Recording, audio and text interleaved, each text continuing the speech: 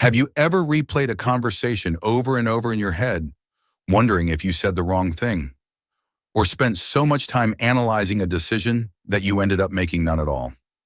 That's overthinking. Overthinking isn't just being thoughtful or careful, it's being trapped in thought. It's when your mind keeps spinning long after the moment has passed, when you're stuck in loops of worry, second guessing, and what ifs. It's rumination. It's analysis paralysis. It's the inability to let go and move forward. It shows up in the smallest decisions. You reread a text 5 times before hitting send. You second guess your words after every conversation. You play out endless scenarios before taking even a small action. And eventually it becomes your default, hesitating, overanalyzing, and never feeling certain enough to act. But what does it cost you? The answer is more than you think. Overthinking drains your energy. It creates stress, anxiety, and self-doubt. It steals your time, your confidence, and your ability to be present. You start living in your head instead of in your life. And the worst part? Your brain thinks it's helping. It's trying to protect you. It believes that if you think things through enough, you can avoid mistakes, embarrassment, or regret. It wants you to feel safe. But in trying to protect you, it's holding you back. It's stopping you from acting, from trusting yourself, and from living freely. Overthinking doesn't make you safer. It makes you stuck. And it's not your fault. It's a habit, a pattern your brain has learned to cope with uncertainty. But like all habits, it can be unlearned. This is where it changes.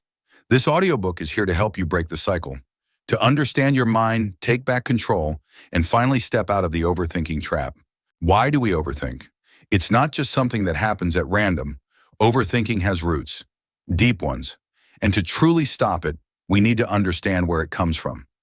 At the core of most overthinking is fear. Fear of failure, fear of being judged, fear of making the wrong move, fear of regret. Our minds convince us that if we just think a little longer, play out a few more scenarios, or weigh every possible outcome, we'll find a safe path forward. We'll avoid mistakes. We'll avoid pain. But in trying to dodge discomfort, we end up stuck in it. Fear of failure is a big one. Somewhere along the way, many of us learn that failure is something to avoid at all costs, that getting it wrong means we're not good enough. So instead of acting, we plan. We overanalyze. We try to find the perfect moment, the perfect answer, the perfect solution, but perfection never comes, and so neither does action. Then there's the fear of judgment. We wonder what people will think if we mess up, if we say the wrong thing, if we look foolish. And that fear of being seen in a negative light can make even simple decisions feel like high-stakes pressure. We try to think our way into being liked, accepted, or approved, but all it does is pull us deeper into self-doubt. Perfectionism adds another layer. It's the belief that things must be just right before we move forward, that every detail needs to be figured out, that we can't afford to make mistakes. But perfectionism is a trap. It gives us the illusion of progress while keeping us in place. You might feel like you're preparing, planning, improving, but really you're delaying, waiting, avoiding. And then there's lack of clarity. Sometimes we overthink simply because we don't know what we really want, or we're unsure of what matters most. Without clear priorities or a strong direction, every option feels equal and equally overwhelming. When the path ahead is foggy, our mind fills the space with noise. But here's something that's often overlooked. Overthinking gives us the illusion of control. It feels like we're doing something productive, like we're being responsible. We tell ourselves we're just being careful, that we're weighing our options, that we're being smart. But thinking too much doesn't give us more control. It only creates more confusion. It's like rocking in a chair. It keeps you busy, but it doesn't move you forward. And modern life doesn't help. In fact, it makes it worse. With constant access to news, opinions, social media, and comparison, our brains are overloaded. We're bombarded with endless choices, conflicting advice, and unrealistic standards. You can scroll for hours and feel more uncertain than when you started. The more information we take in, the more our minds try to process, plan, and prepare. And that can lead to a spiral of analysis paralysis. Social media especially feeds this. We see highlight reels of other people's lives, perfect bodies, perfect jobs, perfect relationships. And we start second-guessing our own choices. We wonder if we're doing enough, being enough, if we should be doing something else. And suddenly, a simple decision, like what to wear, what to post, or what to say, becomes a mental battlefield. Your brain also craves something else, certainty. It wants to know what's going to happen. It wants guarantees. It wants to avoid risk. That's why we keep thinking. We hope that by analyzing every angle, we'll find a clear, safe answer. But life doesn't work that way. There are no perfect answers, no guaranteed outcomes, and chasing certainty only keeps you stuck in thought. Overthinking is the mind's way of trying to feel safe in an unpredictable world. But the truth is, thinking more doesn't make things safer. It just makes them heavier. Once you understand where overthinking comes from, fear, perfectionism, comparison, the craving for control, you can start to catch it. You can recognize when your thoughts are helping you and when they're just keeping you busy. And when you do that, you take back the power. In the next chapter, we'll look at the signs you're overthinking without even realizing it, so you can stop the cycle before it pulls you in. Overthinking isn't always loud. It's not always dramatic. Most of the time, it's subtle. It sneaks into your routine. It disguises itself as being cautious, responsible, or detail-oriented. You might not even realize it's happening because it feels normal. But there are signs, and once you start noticing them, you'll begin to understand just how often your mind is working against you instead of working for you. One of the most common signs is mental replay. You find yourself revisiting the same conversation over and over again. What you said, what they said, what you should have said. You analyze the tone, the timing, the facial expression. Days go by, but your brain stays stuck in that moment. It's like your mind hit rewind and forgot where the play button is. Then there's future simulation, playing out endless what-if scenarios. You imagine every possible outcome before making a move. You try to predict how others will react, what might go wrong, and how you'll handle it. You're rehearsing life instead of living it.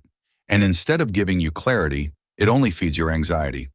Another big sign is decision delay. You struggle to choose, even with simple things. What to wear, what to eat, what to text, what to do next. You bounce between options, looking for the perfect one. But the longer you wait, the heavier the decision feels. And sometimes the fear of choosing wrong makes you avoid choosing at all.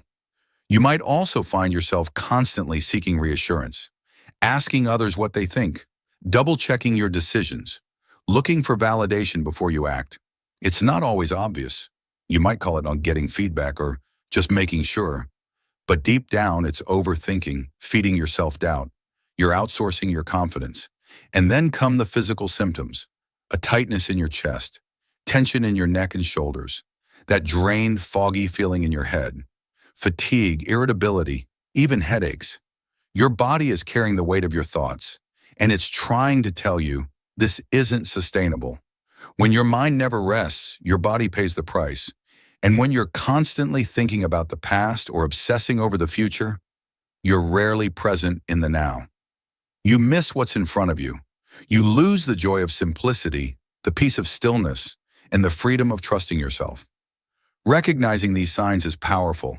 It gives you a chance to pause, to interrupt the loop, to ask yourself, is this thought helping me or just draining me?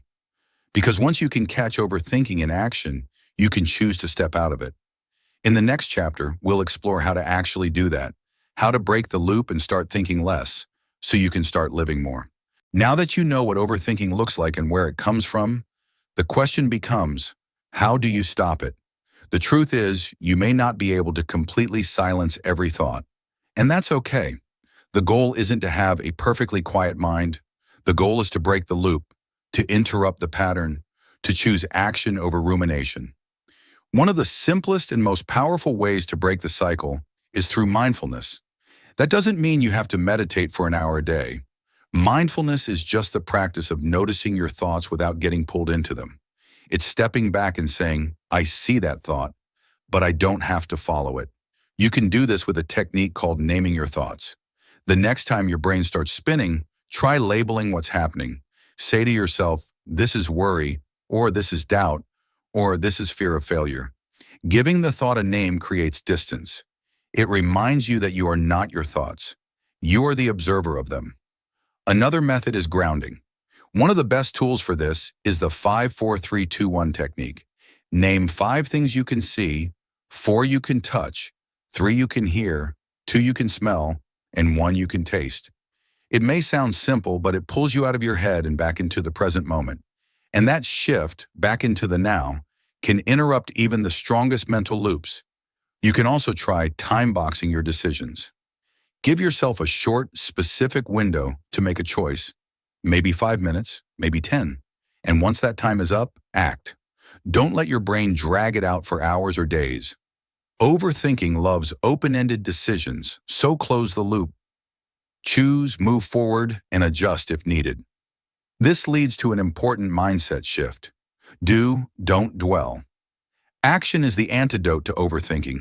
You don't have to feel 100% ready. You don't have to be certain.